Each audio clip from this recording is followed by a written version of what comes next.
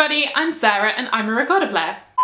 In today's video, we're going to be getting started with improvisation. Hearing from you guys, it's something that a lot of you want to get into, but you're not quite sure how to begin. And it's true, improvisation can seem like a really daunting topic. When you have a complete blank canvas, where do you start? But don't worry, I'm going to help you. One thing I want to say is that improvisation is an extremely wide field and there is definitely no one correct way to approach it. It's like saying an introduction to writing or science. Yeah, there's no one way it should be done. Why am I doing this?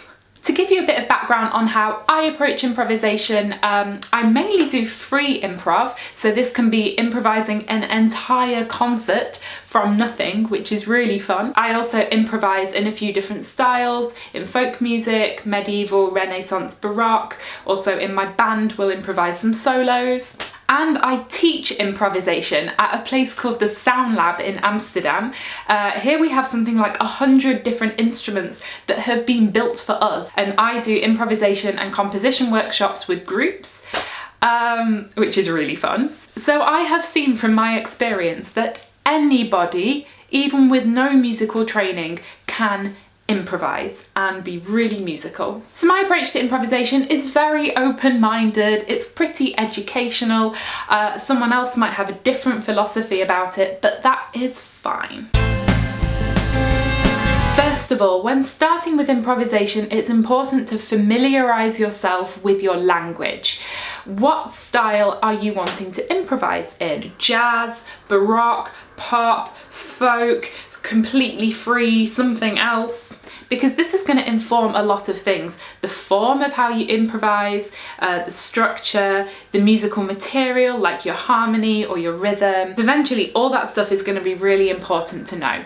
But for now, the first thing to do is just listen, listen, listen. If you have that style of music really in your ears, then it's going to be so much easier for you to improvise it. Tip number 2, something I see a lot that really gets in the way is trying to improvise a perfect piece of music right from the start, because that's completely impossible and all that's going to do is make you nervous to make a mistake. So in the beginning, I want you to just play, play, play, play, play, and not worry about mistakes, not worry about how it's coming out, just finding the flow. Sometimes we talk about having an open and closed setting. So when I'm practicing improvising, I'm just on open, everything is good, everything is yes, just play, play, play. And then afterwards, you go onto the closed setting, which is thinking back over what you've played and analysing it.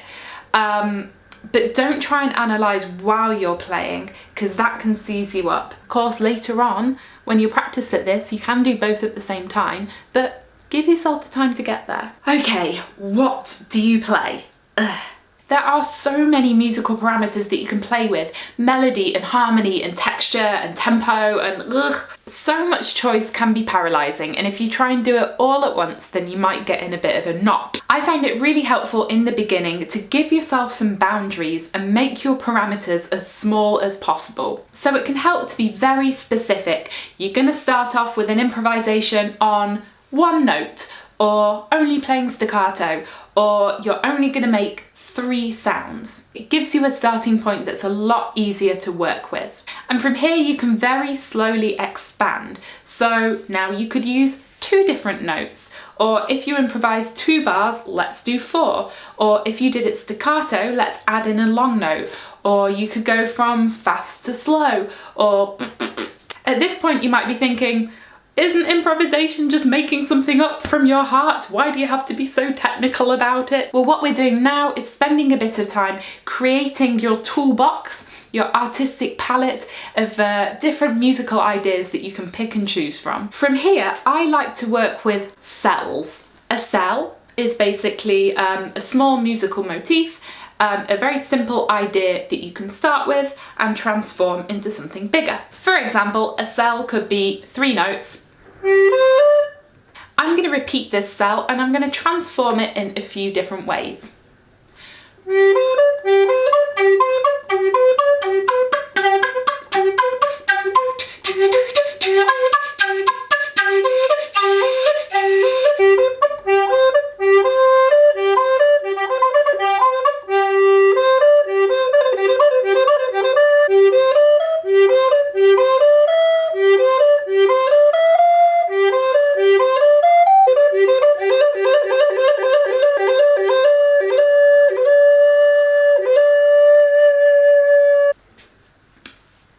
it can go anywhere. But again, I was starting with a small idea and picking a parameter to develop it with. Okay, but what if you're improvising in a certain form, like a jazz solo or Renaissance diminutions? For this, you're probably improvising upon something, upon the main melody or upon a chord structure, and it's really, really important to keep this in your head while you're playing. Keep singing the main melody, keep the form in your head, whether it's 2 bars or 8 or 32. And I would say, in these cases, don't worry so much about playing impressive fast notes and fancy scales and showing all the things you can do. I would say it's much more important to have the timing and the rhythm good. Simple and really well timed is always going to be better than and then absolutely key when you are playing with other people is listening and reacting. Making music is a conversation, not a monologue. I have played gigs before when I've been with another musician on stage and it feels like they are just in their own world, showing how impressive they can be, and they're just kind of doing this. It's so much more musically satisfying if you're really listening to each other.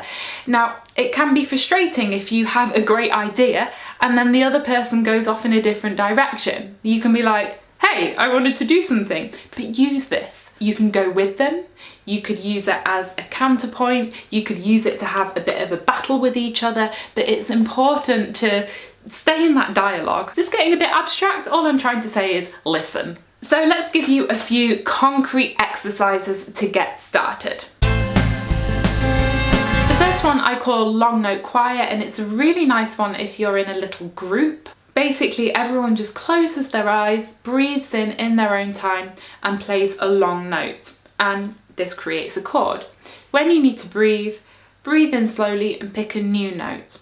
And basically you get this shifting pattern of chords. You could decide on a scale that you're going to play in or not. The improvisation part of this is very simple. All you're doing is picking a new note, but what it's really for is listening and feeling how that note fits into the whole.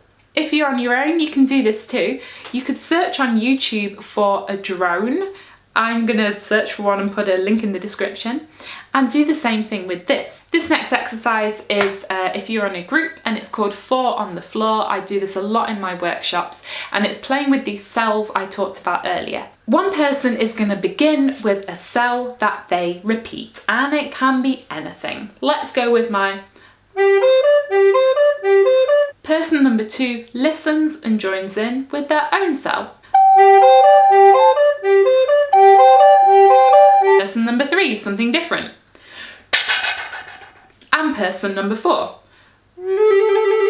When person number 5 joins in, person number 1 stops. That's why it's 4 on the floor. You always have 4 people playing together. You don't even have to use an instrument for this. You can also do it with your hands, some percussion. And here again, you can play with parameters. We're only going to play in this scale, or in this mood, or we're going to make a build up, or we're only going to use unpitched sounds. And then I also like to work with backing tracks. This is really good for working with chord structures or rhythms, playing within a form. The recording method Altblockflötenreise has a lot of really good backing tracks on the CD in all of these different keys. So you can practice along with the CD whilst using the notes written on the page. And again, I would start by making your parameters really small. So exercises I do with my students are start off with notes of 4 beats long and then make it 2 beats long and then 1 beat long. You could even play one single long note and listen to how that feels as the harmony changes. And also, don't be afraid to let go of all these exercises and rules and just play. With my students, I also just put the CD on and we play. We just play, and don't worry, and whatever comes out, comes out. So you're giving yourself the space to work with these very small rules and just do whatever. Some listening for you. There are actually an abundance of recorder players who do a lot with improvisation. I'm going to tell you about a few people now. The first is Josephine Bode. She's been in a few of these videos before. Jose has actually just finished a year as improviser in residence at the Merce Festival in Germany, where she gave something like 150 concerts. It's so amazing that they chose a recorder player for this eminent position, and it really shows how the recorder is reaching world-class, world stage, yes. The second is Dodó Kis. Dodó is fast becoming an established figure in the Amsterdam free improv scene. There is a lot of improv in this city. She's really adventurous in her improvisations, playing with electronics and putting her recorders in buckets of water, and she's a lot of fun to watch. In the jazz scene, you have New York-based record player Tali Rubinstein. She's brought out a bunch of music and is very active, and she was also recently named in Barack Obama's top music tracks of 2018. A higher accolade I cannot think of. There are of course a lot of recorder players improvising with early music. In England you have the chamber group Improviso with recorder player Fatima Lacham, and they improvise whole concerts upon different early pieces. And here in the Netherlands you have the Scroll Ensemble with recorder player Robert de Brey. I think they also organise early music jam sessions, and frankly I can't think of anything more fun. So there we go, there are 5 very interesting people to go and check out. This was my very broad introduction to improvising. For now, I mainly hope that this video gives you the confidence to just go for it and get started. And I'm going to close with this. I used to struggle a lot with, how do I know if I'm getting it right? But the thing is, improvising is giving you the possibility to play what you want to hear. That's all from me today. As always, you can subscribe to my channel by clicking on my face down here. Down here is a link to the Team Recorder web shop where you can order my debut album. If you'd like to support the channel, there's a link to our Patreon in the description. And up here is a link to quite an old video I did with Jose when we're improvising for fun in a lot of different styles. Have a great day and thanks for watching. Bye!